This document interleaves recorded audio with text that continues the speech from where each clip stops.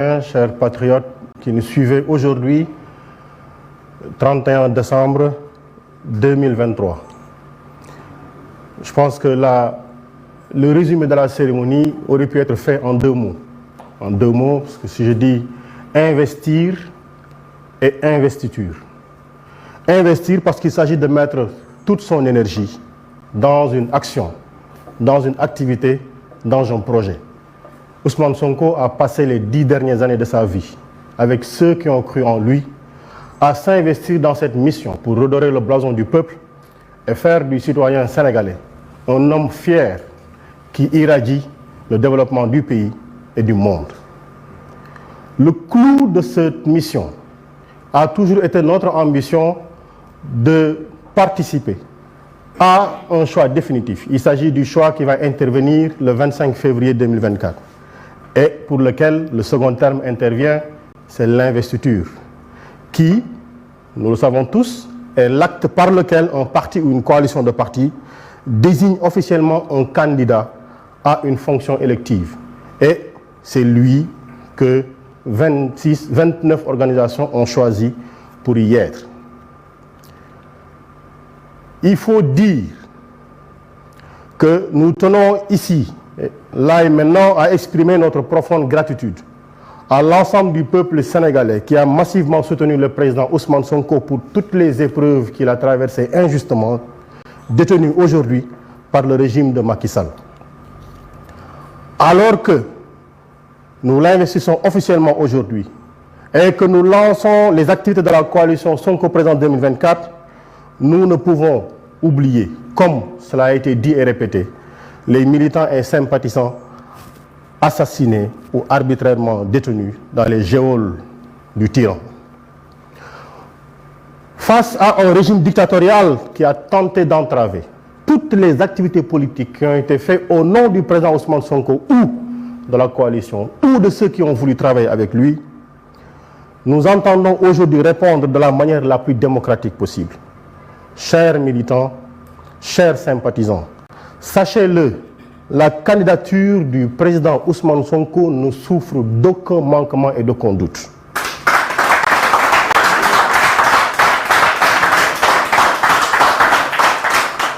Ayez foi, ayez confiance. Son dossier est un dossier béton. Et c'est l'occasion pour nous, en son nom, de féliciter tous les hommes et femmes qui ont travaillé pendant 10 ans et qui ont travaillé ces derniers jours, ces derniers mois, pour nous offrir une candidature aussi sérieuse. Et pour défendre cette candidature, il nous est important de faire un rappel que nous pensons utile.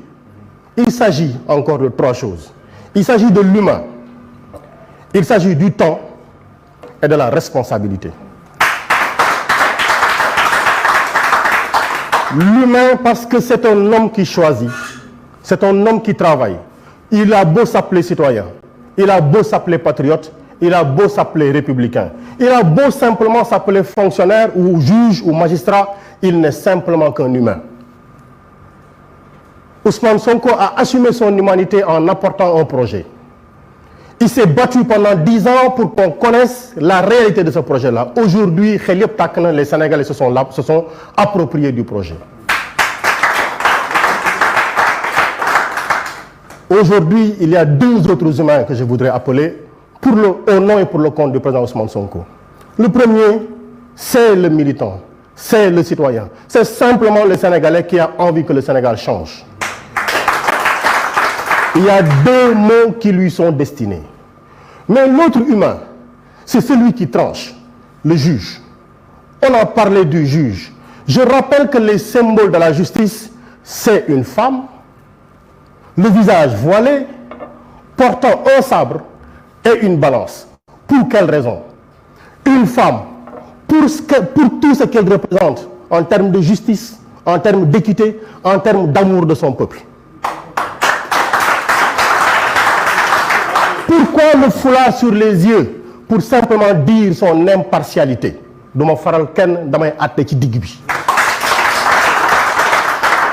Pourquoi la balance? c'est le symbole qui renvoie à cet équilibre.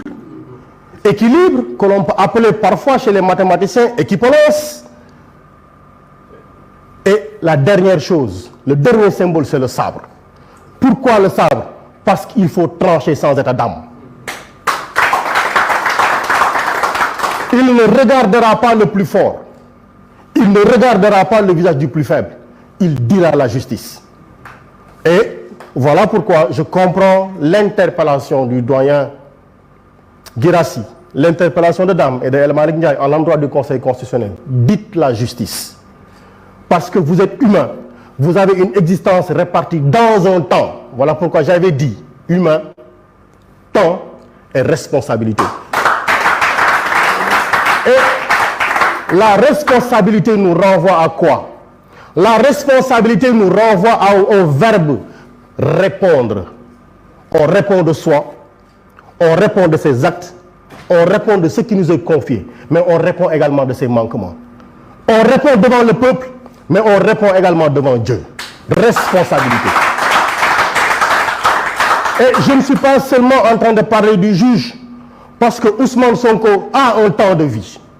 Le citoyen a un temps de vie. Le juge a un temps de vie. Parce que celui qui est au Conseil constitutionnel demain n'y sera pas après-demain. Il y a un temps où il faut assumer une responsabilité. Et au peuple, il a un temps pour assumer sa responsabilité. Et de la responsabilité du peuple, dans le temps qui est défini, il s'agit aujourd'hui, dans les quelques 50 jours qui nous restent, d'aller prendre les cartes d'électeurs. Il s'agit dans le temps qui nous reste de savoir que nous voulons changer. Mais quand même, nous sommes humains, il y a un temps, il y a une responsabilité, mais il y a quelqu'un qui veut continuer son temps. Même si ce n'est pas lui, c'est un des tiens qui veut continuer le temps. Il veut hypnotiser notre temps, il veut kidnapper notre temps et ne jamais assumer sa responsabilité devant l'histoire. Ne jamais assumer sa responsabilité devant la justice, mais ne jamais assumer sa responsabilité devant Dieu. Il se trompe tout de suite, il faut qu'il le sache, mais quand même, on ne va pas lui faciliter la tâche. Et pour ne pas lui faciliter la tâche, il nous faut surveiller le vote. Allez-y, cherchez le personnel électoral. Qu'il n'y ait pas un bureau de vote où nous n'avons pas des yeux et des oreilles. Qu'il n'y ait pas un centre de vote où nous n'avons pas des yeux et des oreilles. Parce que tout ce qui se passe dans l'angle mort de nos yeux, ça se fait contre nous. Il ne faut pas que pour ces élections-là, qu'il y ait un angle mort. Je parle de la région nord, je parle de la région est, je parle de la région centre, mais il ne faut pas qu'il y ait d'angle mort.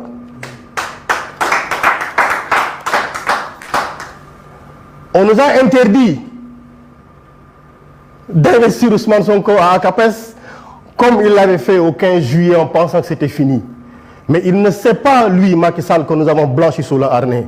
Les coups de boutoir, les armes à feu, les grenades lacrymogènes, le sang de nos frères qui tombent que nous voyons du matin au soir. La prison ne nous décourage pas. Nous, quand on baisse les pieds, c'est pour marcher encore. Quand on tombe, c'est pour nous relever.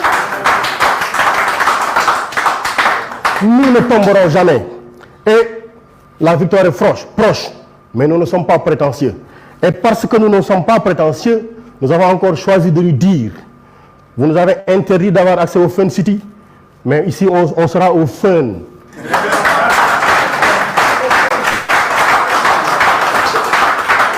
Et on sera au Fun pour investir notre candidat, le candidat de Diomaye, le candidat de Abbas, le candidat de Guy, le candidat de El Malick, le candidat, notre candidat tout simplement.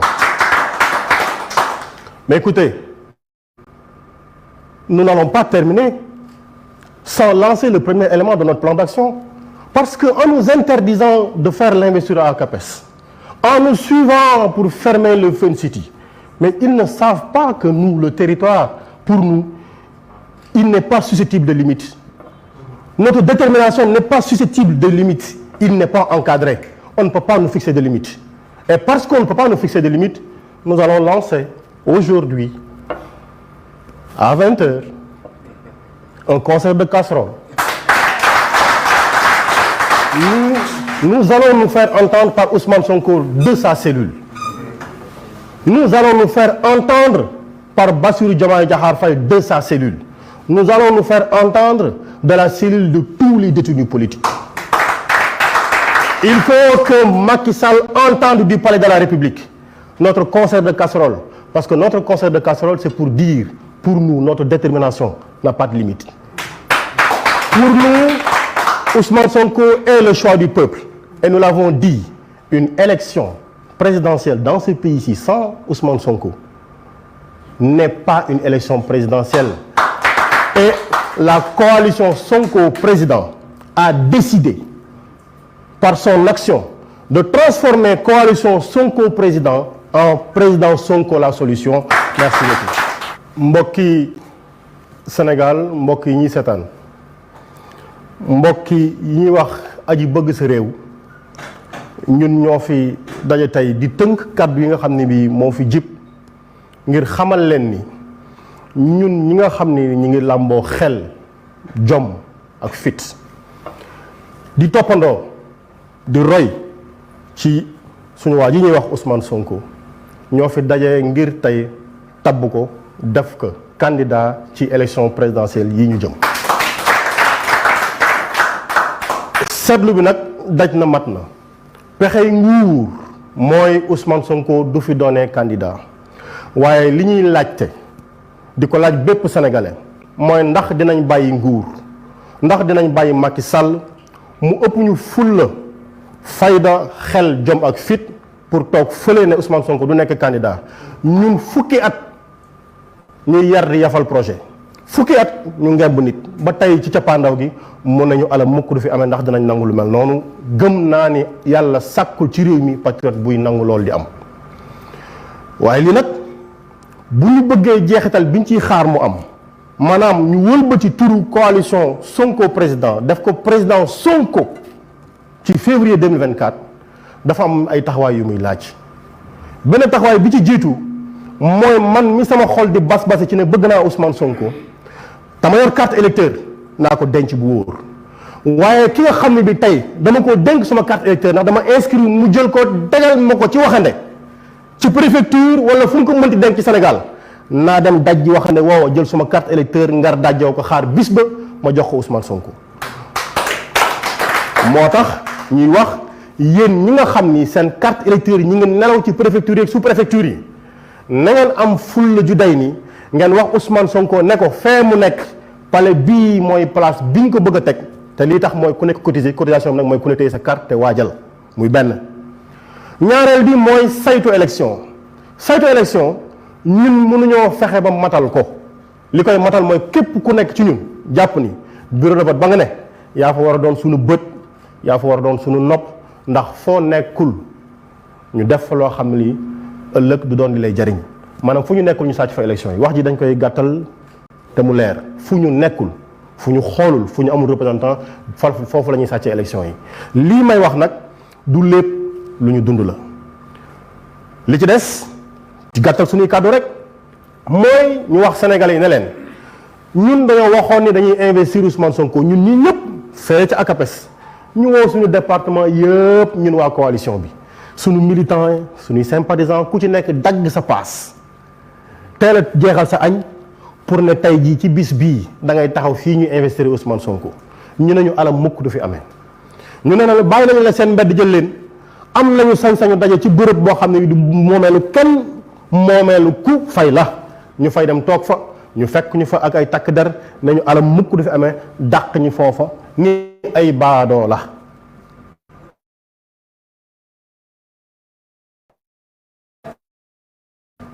noom nangu ni doxandéem du tabax réew.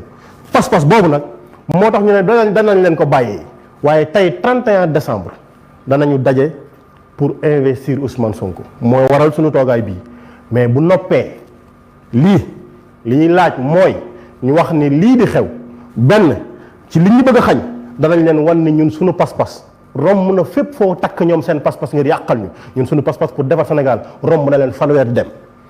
loolu moo tax ñu wax ñëpp ne leen 20h ci tey jii nag ku nekk kër yëpp waxuñu kenn dëpp cin waaye ku ne am nga sañ-sañu jël sa ko wéeru cin concert de casserole la ñuy laaj bëgg nag mu yegg fee ci Ousmane Sonko.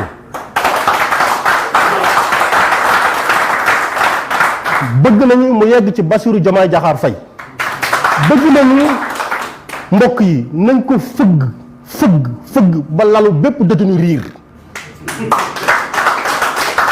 mais yemoo ca loola nañ ko fëgg ba kenn du dégg kii fii jógee di dem ñu fas yéene koo diral cin kenn du dégg li muy wax ndax soxla ñoo tàggoog moom salaamaaleykum wa rahmatullah. Félicitations. Content. jërëjëf honorable député maire Birame Souleye Diop kàddu yi am na solo.